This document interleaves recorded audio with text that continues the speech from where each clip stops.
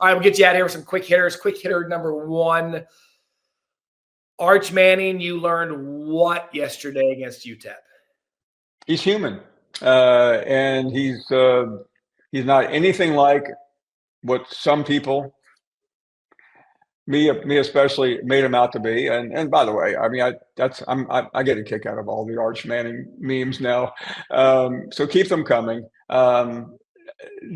I don't know what's going on with him. Sarkisian, doesn't help him when he wraps his arm around him and says, "Well, you got to get booed to grow up as a quarterback." I'm not sure about that. There's a lot of quarterbacks who in the SEC and around college football that have never been booed in their third game.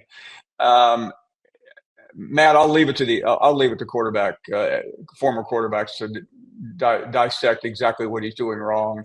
But the bigger concern isn't so much Arch Manning being in the front row in New York, is how much of an effect is it going to have on Texas when they finally get to a real game. This is the preseason favorite in the SEC and the number one pick overall. Who are they? There you go. They've got Sam Houston coming up next, and then they get into conference play. And so I'm with you. Like yesterday, you were hoping against UTEP to see Arch go out there, just sling it around the yard and make everybody feel better. 11 of 25, 114 yards, a touchdown and interception, like 47% completion percentage, 2 rushing touchdowns. But I'm with you. You wanted to see them do what they should do against the team against UTEP, right? That's quick hitter number one. Quick hitter number two. How would you describe Clemson's season as a top 5 preseason team, 1-2? Can they save this thing? Clemson's season is over. And you could say, well, hold on, remember what they did last year? Yeah, I remember what they did last year, but they're not doing that this year because somebody has either kidnapped Cade Klubnik, because that's not the same player. Matt, I gave him a pass after one game, but not anymore. Something's going on there. And the problem they have is that last year the ACC was weak. I mean, you've already been in the ACC this year. It's not. It's a good league. So I don't know how they can find a path back. They can do some of the damage themselves, but that might not be enough. I take my cues from people who are really embedded in the league. And this year, that for us, that's my guy in studio, EJ Manuel. And he said it on TV. He's like, something is not right with Clemson. Something is not right.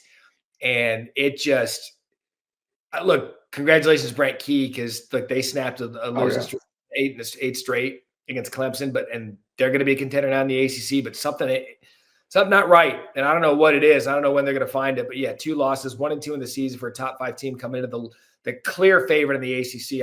I would say right now, and I believe their all-state playoff predictor chances were at 5%, and we'll see what they do because there's still football left, but they're an uphill climb. And finally, quick hitter number 3. We have now seen Colorado, Deion Sanders, 1-2, first time without Shador, first time without Travis Hunter. Colorado's future is what? It's certainly in the short term pretty bleak. I mean, I found, it was sad to watch that the other night. I mean, I think what Deion has overcome. I think everybody in the country pulls for him, but they're not going to be a factor the rest of the season. And I just don't know how Deion, battling everything else he is battling, will be able to battle that. Because he's so used to the spotlight, and there's never been anybody better with the bright lights on. But when you lose a couple of games like this, and you're treading water, you're not going to garner a lot of attention the rest of the way. And especially with what he's doing with the quarterbacks, he got Caden Salter to transfer in. He's got Julian Lewis, the 5-star kid, and then he trots out Staub. Yeah, look, we knew it was kind of going to be an uphill battle, but I also said coming into the season, we're going to know exactly what kind of program Colorado's building and what kind of coach Deion is. And right now, 1-2, you have to wonder where that thing's going to go here as we embark on the middle part of September. But week 3 certainly delivered. We hope that we delivered. You want this, you got that. No way, watch them walk right past you.